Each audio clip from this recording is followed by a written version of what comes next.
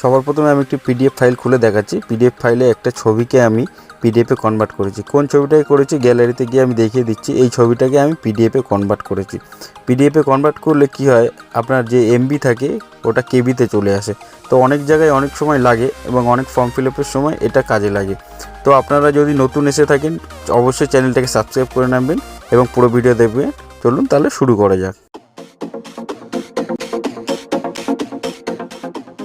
প্রথমে আপনাকে কি করতে হবে, সবার প্রথমে গুগল খুলবেন। গুগল ব্রাউজার ওপেন হয়ে যাওয়ার পরে যে সার্চ বার আছে উপরে সার্চ বারে লিখবেন যে image to PDF converter online, এরকম বলে সার্চ করবেন।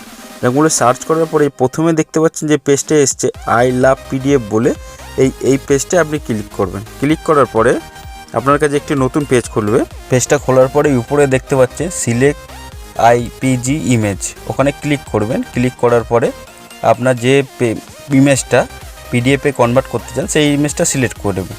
সিলেক্ট করে নেবার পরে দেখুন নিচে লেখা আছে কনভার্ট টু পিডিএফ, ঠিক আছে, এখানে ক্লিক করবেন। ক্লিক করার পরে এটা একটু বাফারিং হয়ে আপনার কিন্তু পিডিএফটা কমপ্লিট হয়ে যাবে। তারপরে দেখুন ডাউনলোড পিডিএফ বলে লেখা আছে।